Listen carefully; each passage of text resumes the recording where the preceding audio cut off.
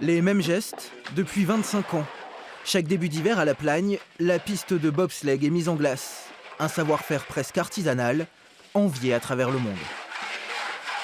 L'idée, c'est de prendre un petit peu de matière et que la matière tombe bien à plat dans le virage de façon à ce qu'elle reste en place. Le travail de la piste est complètement manuel. L'idée, c'est d'apprendre le profil.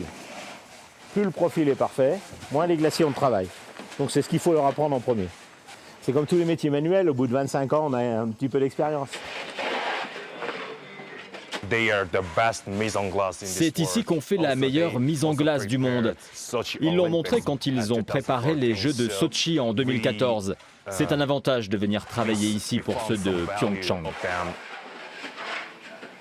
Après l'expérience de Sochi et d'autres expériences olympiques auparavant, on a été sollicité par la fédération coréenne pour déplacer un team de La Plagne afin d'effectuer la première mise en glace de la future piste olympique de Pyeongchang. Maintenant la boucle est bouclée puisque en 91 on a eu nous aussi l'assistance de chefs de piste étrangers. C'est une expertise reconnue aussi bien pour notre savoir-faire que pour notre esprit d'équipe et puis peut-être aussi la French Touch.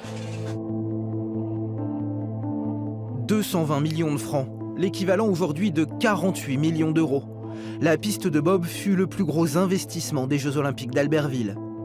Un long serpent de glace devenu redoutable serpent de mer, tant les problèmes au fil des années ont été nombreux. Sur un dénivelé de 125 mètres, la piste formera 19 virages et pour la réaliser, il faudra détourner et canaliser 2 ruisseaux, déblayer plus de 50 000 mètres cubes de terre, monter des murs de soutènement, couler le béton de la piste, presque 2000 mètres cubes, et surtout installer la centrale frigorifique.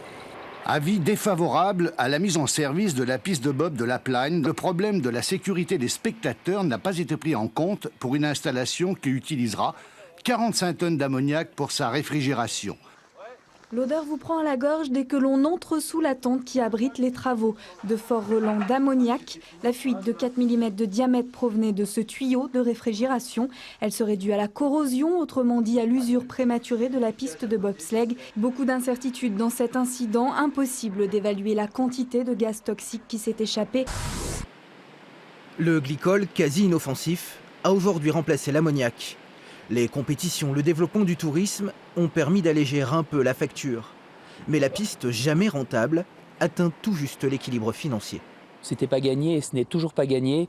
Il faut toujours trouver des solutions, il faut innover, il faut prévoir l'impossible et essayer de trouver des solutions qui nous permettent d'avancer, qui nous permettent de progresser. En tout cas, on a besoin de plein de personnes, on a besoin de subventions et on a besoin aussi de beaucoup de fréquentation.